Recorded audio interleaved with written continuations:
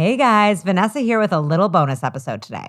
Okay, so I interviewed all of our guests remotely over Zoom this season, with our producer Sabina Wex and technical producer David Kochberg listening in. And sometimes the convo was like so lit that we kept going even after the official interview concluded. My chat with Anthony last week touched on some fascinating and somewhat controversial topics. And since Sabina and I are like super into tarot and astrology, and David is super not into tarot and astrology, I was curious what he thought of it, since a lot of our audience probably isn't too into those things either. We ended up diving even further into the relationship between science and spirituality, and I wanted to share it with you. I want to know if all of this has made it made you more interested? Because David doesn't give a shit about astrology. That's fine.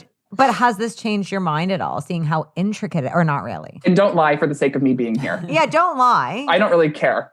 Well, it hasn't, I agree with a lot of what you were saying in the interview. And I agree with the idea that it's a tool that can be very useful. I personally am not that interested in it as a tool for me. Like you don't but want I your don't chart think read? that it's Aren't you like what's in my chart? it just doesn't really appeal to me. But Everyone's I don't different. but I don't think that it's useless or anything. Like Right. I think it is valuable to people. I just don't feel drawn to that particular thing. But I do believe that things that are seemingly more spiritual than scientific, that doesn't necessarily mean they aren't rooted in science. I do think there's a lot of stuff that can be real that we just maybe can't explain yet because our definition of modern science can't empirically explain it. But that doesn't mean that maybe I want to talk about that too. a century from now, maybe science will be able to explain it. Like stuff like acupuncture or astrology or like those kinds of things that help people, but science right now can't explain it. So then pure science people will say it's not real. Or is it that it's disproven, or is it simply not proven yet? Not proven yet, in my opinion, right? But that's anything. But we do the same thing with mental health. We can't prove a lot of things that go on psychologically, right? We don't understand the human mind to its full capacity. We don't. There's no way. Like, if we did, we would understand why people believe one thing versus another instead of all of us believing the same thing. We're all individuals, right? We all have our own minds. We all have our own experiences that shape us in life. Well, yeah. And then because I always think like also things being proven usually cost money. So a lot of the times this is not related, but totally related. I've been sober for 2 years now, and we were talking about how it's impossible to find a good non-alcoholic red wine. Okay, they taste like shit, but you can find a million identical tasting non-alcoholic beers. And I was like, is this because traditionally red wine is more of a woman's drink? Like, is that, and a lot of people will say, yeah, it's harder because of the way grapes are fermented and stuff. Yes. But how much funding has really been put into making a non-alcoholic red wine versus a beer, which is much more of a lucrative, what they perceive to be a lucrative market. So again, I don't know if you're out there trying to make this wine, great. Like, I don't know if it's actually just not possible.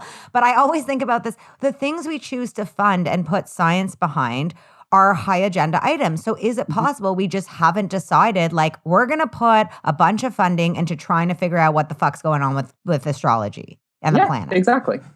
I agree with you. It's like this idea of, like, even in science, right, there's like radio waves and sound waves and, vision, all these waves, but they're intangible. We can't see them. How can we prove that to be real? Well, there was obviously funding and money put into it in some way, shape, or form to make us learn, like, how do we hear something? Like, what is the reverberation off of it? But we aren't putting that same sort of money into something a little bit more esoteric or intangible. Right. Yeah, like it's the same with a lot of... No, but you're right, because it's the same with like acupuncture, let's say, or like you look at like Chinese medicine or like Eastern medicine, and how like a lot of those things are not scientifically proven. Like they're not, right? Like a lot of hard science people would just be like, nope, like, sorry, there is no proof behind that. It doesn't work. Whereas like, okay, there's no denying that it works for thousands, if not millions of people. So like, there's also another factor that sometimes science also is wrong. Like sometimes established science can be then disproven. That's right. you Because have it's all something that's theories. acceptable for hundreds of years or thousands of years, and then all of a sudden new research That's right. gets Like the earth being flat. yeah. Like that was once Well, proven. Exactly. Well, that's the thing. It's like science is truly just theory, period.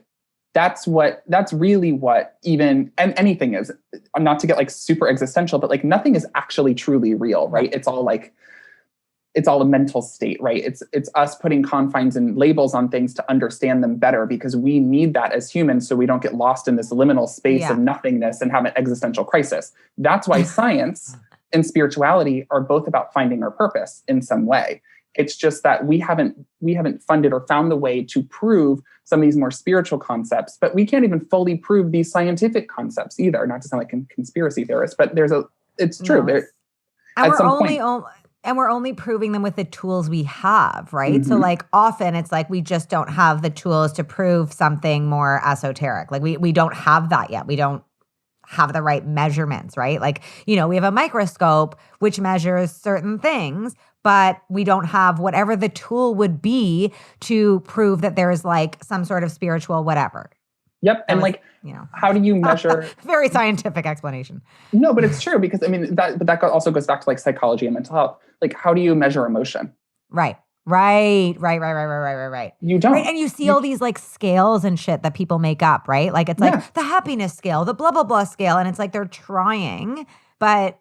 Yeah, and that's the difference between physical and mental health. Like the way that the way the healthcare system treats physical health, but then I think there's more comfort in feeling like there's just one clear rule to follow. But then there's a flip side, because like you can go to the doctor and the doctor will take a blood test and read it and say, okay, you're deficient in this value, so then therefore we'll just give you this medication, as opposed to getting to the root cause of why are you deficient in that thing. Right. So science is relying on rules that are established, but those aren't always totally the best way to solve a problem.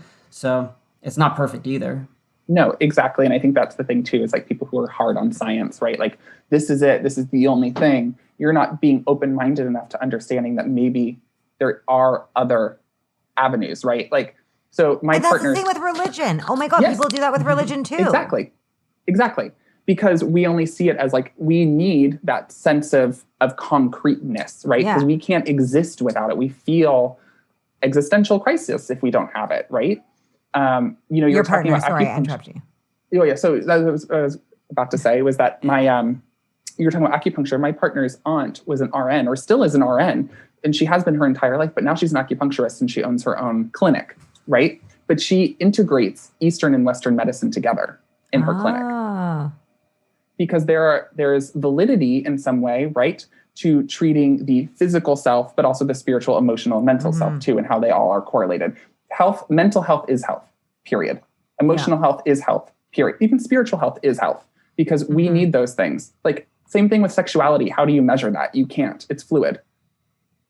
Right. Oh my God. And that's another, you're right. People hate that. They just want to be able to check a box. Like, they're like, I don't understand. And if I don't understand, then it's wrong. Yeah. I feel like also like it's so interesting you guys are saying this, and we were talking about science and all this amazing stuff that comes out of science. But like, what's so weird to me is when science people are like, no, only science. And I'm like, but science is all about questions and being like, well, what if, right? Or like, what about this? Like, that's what I don't get when people are so hardcore about it. Like, I have friends like that who are like they're in pain, but they won't see an acupuncturist or go to a Reiki healer because they think it's ridiculous. And I'm like, but if you're in pain, like, why wouldn't you just try? Like, totally, and see what happens. It may not work. Like, I'm not saying it's 100%, but like, there's so much out there to learn that we don't know. And like, obviously science has proven that. And even like Anthony, Vanessa and I were doing some research before we talked to you about astrology and science. And like Galileo was an astrologer, yes, as well as an astronomer. Yeah, of course. That's what I mean. They were the same. Astronomy, like, yeah. So I was like, so much of our science actually comes from spirituality. Like Albert Einstein also was very spiritual. I was literally about to say Albert Einstein. He was very spiritual. Very spiritual. He's credited as like one of the greatest scientists of all time, but he had a really deep spirituality. He was also a Pisces, by the way. Yeah. Nice. Yeah. Just saying. We should end here. I think we should just end on Albert Einstein was a Pisces and leave it at that. Yeah, that should be the title of the episode. Albert Oh Einstein my was a funny God. That's pretty good. People are going to be like, fuck this show. People are already like, fuck this show. Don't worry. This is like a discussion guide. But you know what? A discussion guide. Yeah, like look at us like talking about it because like Wait, what a good idea to just have discussion guides for every episode. It's like 5 ways to take this conversation further. That's a fucking good idea. I love that. And I hope you use fucking good in your podcast. Yes. Oh my God. Of course. Of course. We'll just write the episode. Albert Einstein was a fucking Pisces. Literally. But you know what's, I talked about how so many people are going to be like, oh, fuck this episode. But there's going to be that one person who's going to be like, oh, this makes sense. Yeah. Okay. There will be more than one person, Anthony. Yes. Don't worry. We get fan mail all the time. All right. People are going to be stoked. And I think like it's important actually that we broach these subjects. Yeah. That is a tie through all the seasons.